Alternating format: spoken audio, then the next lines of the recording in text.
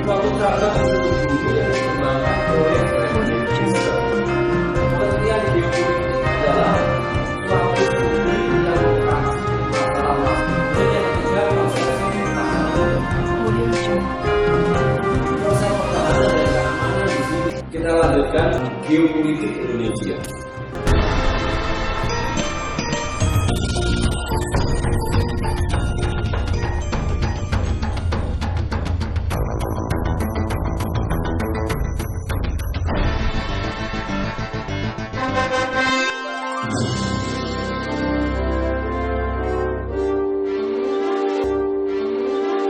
Geopolitik adalah singkatan dari geographical politik. Menurut pencetusnya, yaitu seorang sarjana ilmu politik Swedia yang bernama Rudolf Kielen, dalam sebuah bukunya yang berjudul Staten som Life Form yang terbit pada tahun 1916. Istilah tersebut dalam rangka mengemukakan suatu sistem politik yang menyeluruh yang terdiri atas geopolitik, demopolitik, ekonomi politik, sosiopolitik, dan kratopolitik. Istilah geopolitik dipakai sebagai sinonim dari ilmu bumi politik atau political geography, yaitu suatu cabang ilmu bumi yang dikembangkan oleh Frederick Riesel pada tahun 1844 sampai dengan 1904. Kemudian berubah artinya setelah dipopulerkan oleh seorang ilmuwan Jerman yang bernama Karl Hosefer pada tahun 1869 sampai dengan 1946. Dengan menjuruskannya ke ekspansionisme dan rasialisme. Kemudian kita bahas tentang pengertian geopolitik. Secara etimologi, geopolitik berasal dari bahasa Yunani geo dan politeia. Geo berarti bumi atau wilayah negara. Sedangkan politeia berasal dari dua kata, yaitu polis dan teia. Polis berarti kota atau negara atau kesatuan masyarakat yang berdiri sendiri. Dan teia berarti kebijakan atau urusan. Memiliki makna kepentingan umum warga negara dalam suatu bangsa. Dengan perkataan lain, politeia berarti kebijakan penyelenggaraan negara. Pengertian geopolitik tidak terlepas dari pembahasan mengenai masalah geografi dan politik. Geografi tentunya bersangkut paut dengan interrelasi antara manusia dengan lingkungan tempat hidupnya. Sedangkan politik selalu berhubungan dengan kekuasaan atau pemerintahan. Secara sederhana, pengertian geopolitik adalah suatu studi yang mengkaji masalah-masalah geografi, sejarah, dan ilmu sosial dengan merujuk kepada peraturan politik internasional. Geopolitik mengkaji makna strategis dan politis suatu wilayah geografi yang mencakup lokasi, luas, serta sumber daya alam wilayah negara tersebut. Dalam hubungan kehidupan manusia dengan lingkungan alam dalam suatu negara yang dikaitkan dengan geopolitik, bahwa kehidupan manusia di dunia ini mempunyai kedudukan sebagai hamba Tuhan yang Maha Esa dan sekaligus sebagai wakil Tuhan atau khalifah di bumi. Sebagai hamba Tuhan, manusia mempunyai kewajiban untuk beribadah dan menyembah Tuhan yang Maha Kuasa, Tuhan yang Maha Pencipta, dengan tulus keikhlasan. Adapun sebagai wakil Tuhan di bumi atau sebagai khalifah di bumi ini, manusia dalam hidupnya berkewajiban untuk memelihara dan memanfaatkan segenap karunia kekayaan alam dengan sebaik-baiknya untuk kebutuhan hidupnya. Dari uraian tersebut, maka kedudukan manusia mencakup 3 segi hubungan, yaitu yang pertama hubungan antara manusia dengan Tuhan, yang kedua hubungan antar manusia, dan yang ketiga hubungan manusia dengan makhluk lainnya. Kaitan dengan kedudukan manusia, maka dalam melaksanakan tugas dan kegiatan hidupnya, manusia bergerak dalam 2 bidang, yaitu universal filosofis dan sosial politis.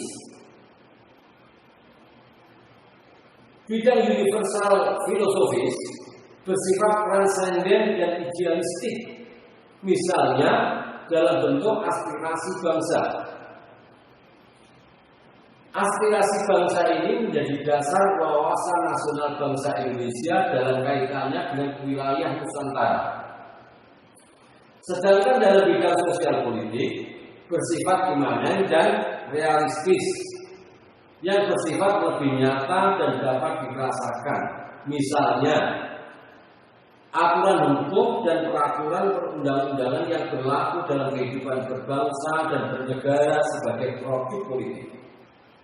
Pengaruh kawasan geografis suatu negara mengakibatkan terbentuknya golongan negara menjadi 2, yaitu golongan negara determinis dan golongan negara posibilitis. Negara determinis adalah negara yang berada di antara 2 negara raksasa atau adik kuasa, sehingga secara langsung maupun tidak langsung kebijakan politik negara tersebut terpengaruh oleh kebijakan politik luar negeri kedua negara raksasa tersebut.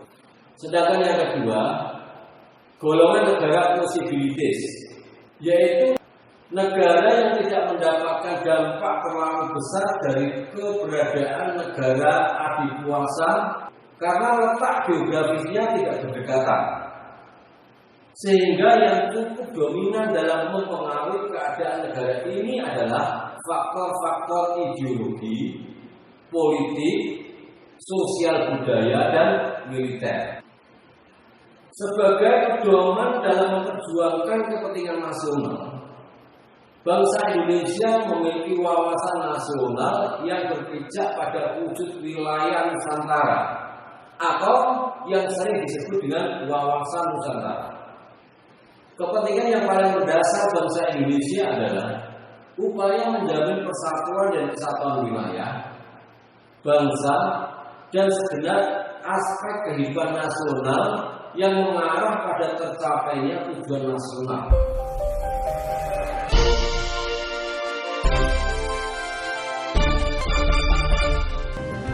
Kita bahas tentang unsur-unsur geopolitik.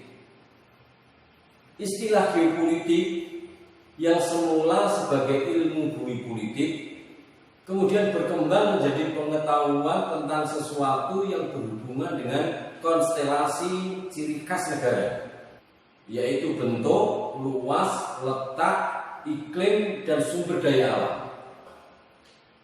Oleh karena itu, wawasan nasional suatu bangsa selalu mengacu pada geopolitik. Unsur-unsur geopolitik antara lain, yang pertama konsepsi ruang atau wilayah. Ruang merupakan dinamika politik dan militer, dan disebut juga kombinasi ruang dan kekuatan. Unsur ruang terbagi menjadi 2, yaitu yang pertama boundary dan yang kedua frontier.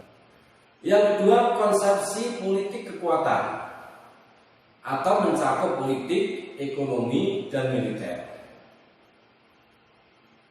Politik kekuatan menjadi salah satu faktor dalam melaksanakan salah satu konsepsi geopolitik yang terkait dengan kepentingan nasional. Kemudian yang ketiga konsepsi pertahanan dan keamanan. Konsep pertahanan dan keamanan di sini yang diutamakan adalah konsep ketahanan nasional dalam rangka menjaga keamanan negara dan bangsa. Semangat persatuan menjadi salah satu kekuatan untuk menghambat datangnya ancaman dari luar, baik secara fisik maupun sosial, ekonomi, dan budaya.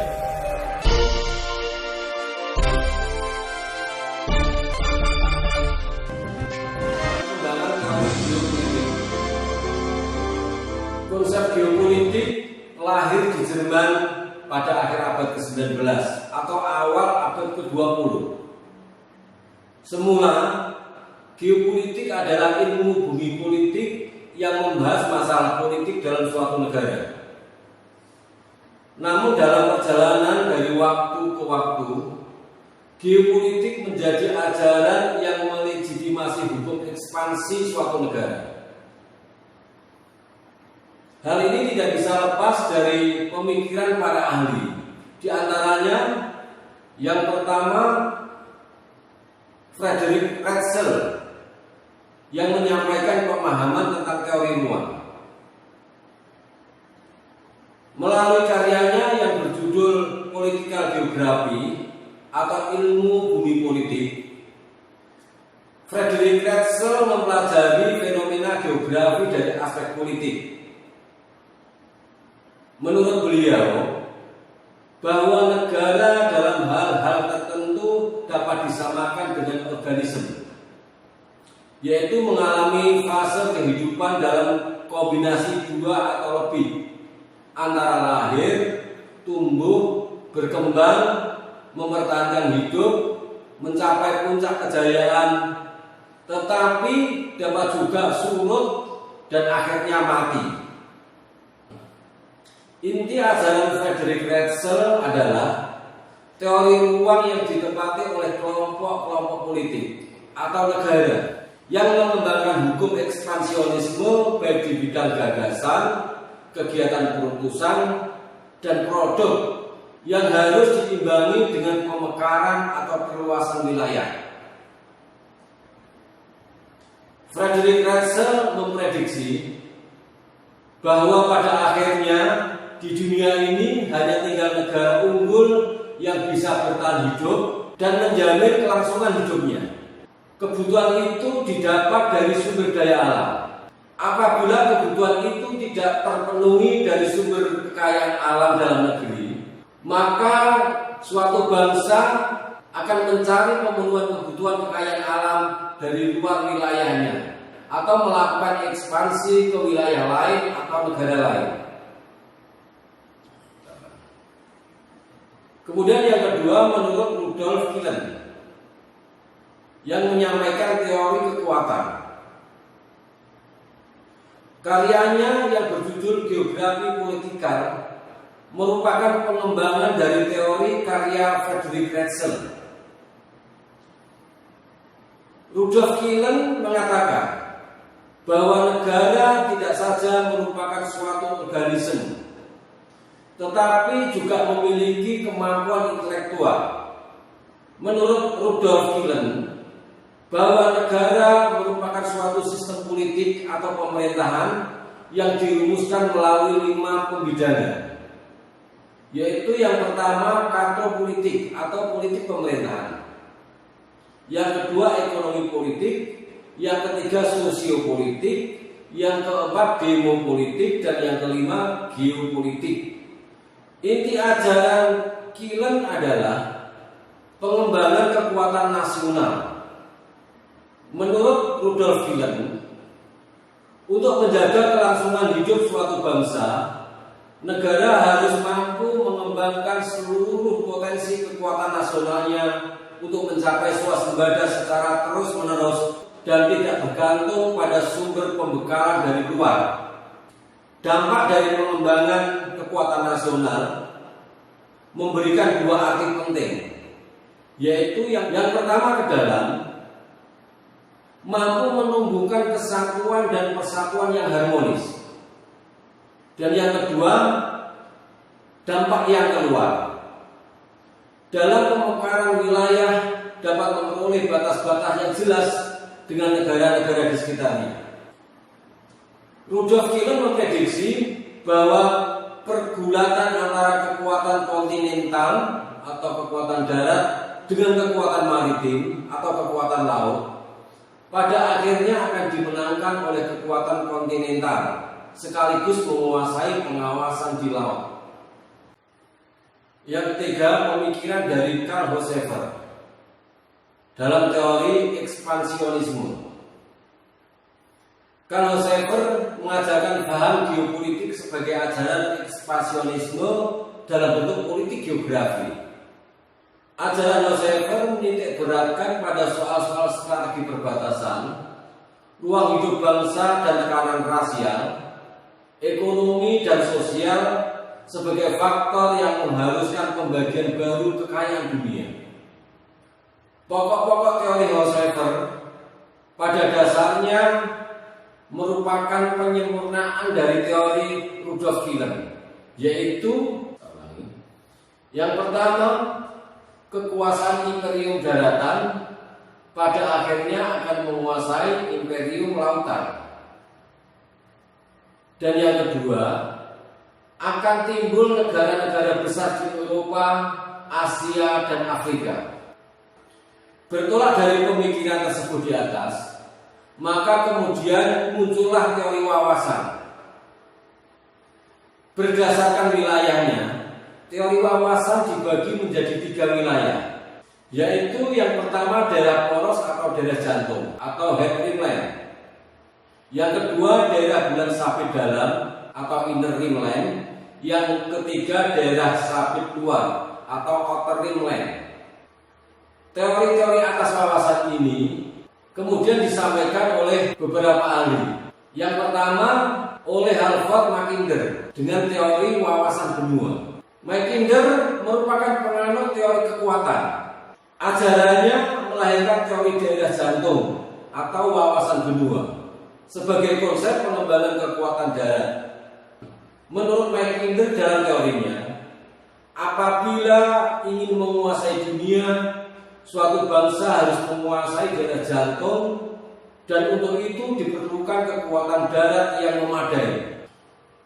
Yang kedua, teori yang disampaikan oleh Walter Raleigh dan Alfred Tyler Mahan dalam teori wawasan bahari. Teori Raleigh dan Mahan pada dasarnya adalah teori kekuatan lautan. Mereka mengatakan bahwa siapa yang menguasai lautan akan menguasai jalur perdagangan dunia, yang berarti menguasai kekuatan dunia, sehingga akhirnya akan dapat menguasai dunia. Selanjutnya yang ketiga, pemikiran William Michael dan John Frederick Charles Fuller dalam teori wawasan dirgantara. Michael dan Fuller berpendapat bahwa kekuatan udara merupakan kekuatan yang paling menentukan dalam penguasaan dunia. Keunggulan yang dimiliki kekuatan dirgantara adalah daya tangkis yang handal dan mampu menghancurkan kekuatan musuh dalam tempo yang sangat cepat, sangat dahsyat, dan dampaknya sangat luas, sehingga tidak ada kesempatan bagi lawan untuk bergerak menyerang. Kemudian yang keempat, teori yang disampaikan oleh Nicholas J. Speakman dalam teori daerah batas atau rimland. Pandangan Speakman menghasilkan teori daerah batas atau rimland yang juga disebut dengan wawasan kombinasi, yaitu teori yang menggabungkan kekuatan darat, laut, dan udara. Dalam teorinya, Speakman membagi dunia dalam 4 wilayah atau area, yaitu yang pertama pivot area, mencakup wilayah daerah jantung. Yang kedua offshore continent land, meliputi wilayah pantai benua Eropa, Asia. Yang ketiga ocean belt, meliputi wilayah pulau di luar Eropa, Asia, Afrika Selatan. Yang keempat, New World, mencakup wilayah Amerika. Terhadap pembagian tersebut, Speakman memandang penting untuk menggabungkan kekuatan kombinasi dari angkatan-angkatan perang untuk menguasai wilayah-wilayah dimaksud. Bagi bangsa Indonesia, tidak dapat menerima rumusan-rumusan yang disampaikan oleh Kang Hosever dan rumusan-rumusan lain yang pada prinsipnya sama karena bertentangan dengan Pancasila.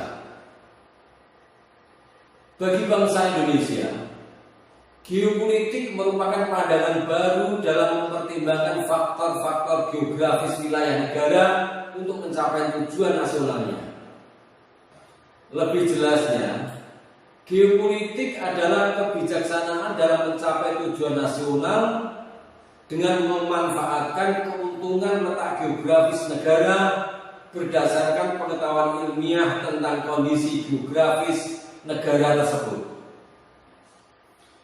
Geopolitik Indonesia dikembangkan sesuai dengan Pancasila, sehingga tidak mengandung unsur-unsur ekspansionisme maupun kekerasan-kekerasan.